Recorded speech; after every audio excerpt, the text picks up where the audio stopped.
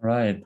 Hello, everybody. Today we are joined by Ilham Barab. Am I saying it correctly? Yep. Yes. Yes. And I will ask him to please introduce himself first. All right. Hi everyone. My name is Ilham. Uh, I'm from Pekanbaru, Indonesia. I work for the immigration agency of Pekanbaru, and I started working there in 2014. And since that year, I work with refugees and asylum seekers. So basically, I was, the person in charge, managing the administration, stuff when asylum seekers came to my office, and then we would register them, and then we would contact the IOM, and then we would transfer them to the shelter. So that's basically my responsibility when I was in the office. Right. And I graduated from Flinders University in Australia, where I wrote my thesis about refugees issue in Indonesia. So I think that's all. All right. Thank you. Before we start our conversation, I'll just like to ask you a couple of just silly questions. All right. So while growing up, what was your dream job? Like what did you want to do when you grew up, when you were a kid? Okay, when I was a kid, really I wanted to be an astronaut. Why an astronaut? I don't know. Normally, kids have big dreams, so that's why when I was a kid and I had a big dream, and when I was growing up, I think it's gradually changed. Like my goals like are always changing. Mm-hmm. And now I ended up as a government officer. Yeah, it's close enough. But really, I didn't really expect to be a government officer, really. Oh, interesting. Well, okay, so the second question is, if you were to write a book about your life, what would the title be?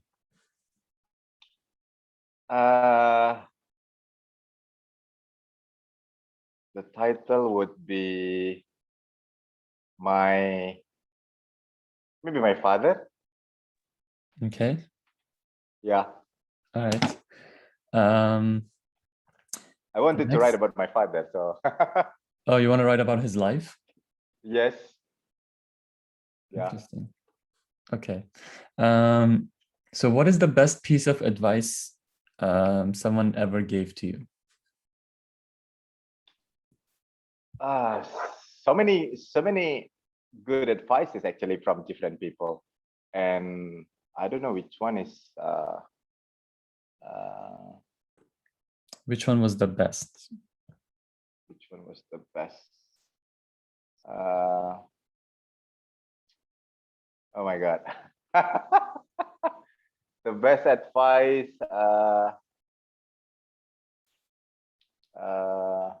We can skip it if nothing comes to mind right now. Yeah, no, I cannot think of any. It's okay. It's okay. That's fine. All right. So now that we're done with these questions, let's talk a little bit about your work with refugees. I know that you have a Facebook and Instagram page called the Nuraga Project. Tell us a little bit about that. What is Nuraga? What does it mean? And what do you do on these pages? Okay, so I created this project on the 1st January of 2021. So it's been 6 months, and I call it as an education initiative to raise awareness about refugees problem in Indonesia. And I started to have this idea when I was doing my research project in Australia, because in 2014 I started working with refugees, and I worked for 3 years. But during those years, I didn't really have knowledge and understanding about the asylum system and everything. And when I studied in Australia, when I was doing my research project, so that's the time when I was really enlightened, because I read a lot and then I wrote about my thesis.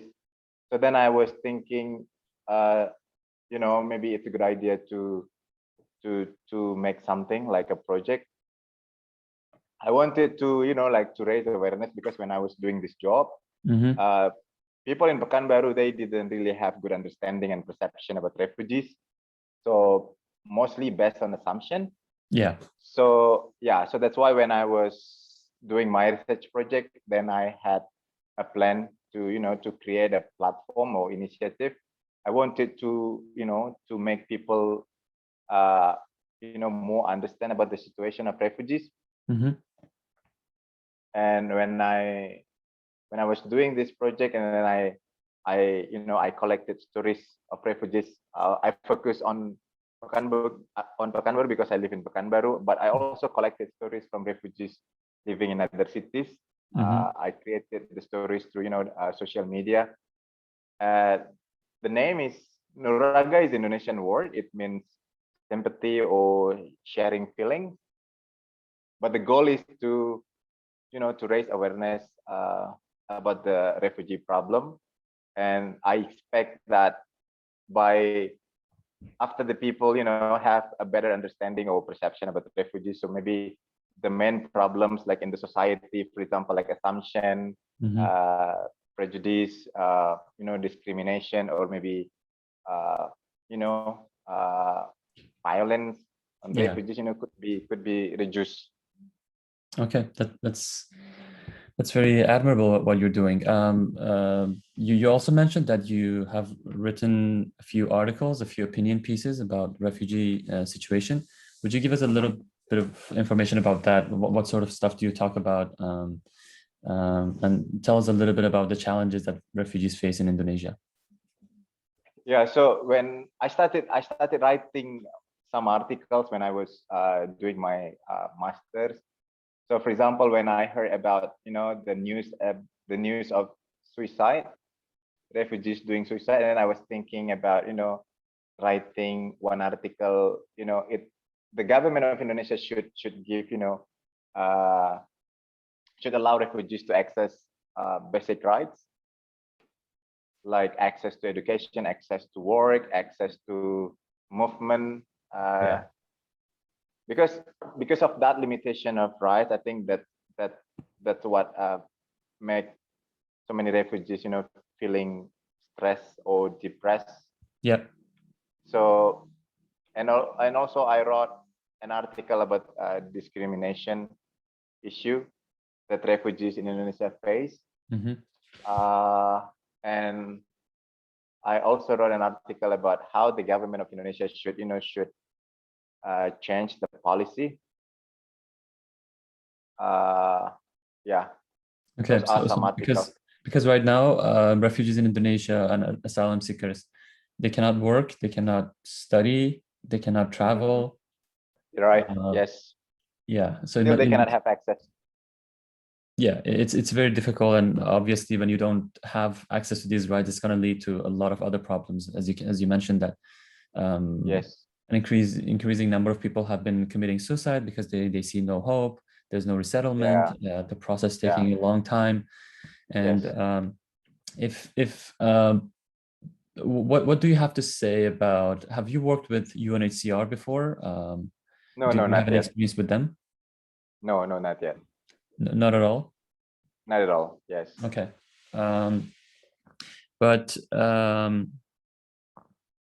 how did it first start? Like, did you meet someone specifically that inspired you to do more? You mentioned that it first started when you heard about the suicide of a refugee. Like, how did you hear about it first? Yeah, when I was in Australia, so I heard from, because I'm friends with so many refugee friends on Facebook and on Instagram, and when they posted news of one refugee, for example, committed suicide, and then I asked more questions about that, and then the reasons why that person did that suicide, and it kind of like gave me an idea to write something that like to to raise awareness. But I focus on the policy, because I work for the migration. So I really want to promote, like, why not the government start to, allow refugees to access basic human rights. Yeah. And how But likely do you normally, think it is for the Indonesian government to make those changes, to make those policy changes to allow refugees to work or go to school? Do you think it's something that's possible in the near future? not really in the near future, because I've Mm. seen this issue. First, the number of refugees in Indonesia is not really, high compared to Yeah. other neighboring countries like Malaysia or Thailand. Hmm. So I feel like the government doesn't really see this like,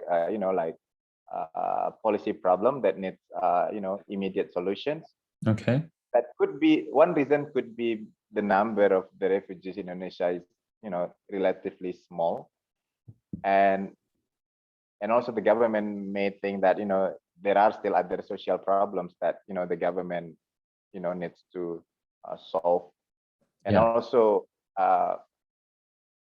the excuse that Indonesia is not, a signatory country to the Refugee Convention, so it Yeah, it makes it very doesn't. complicated. Yeah, so still it doesn't have like a responsibility to, to Mm. do more about refugees. Yeah.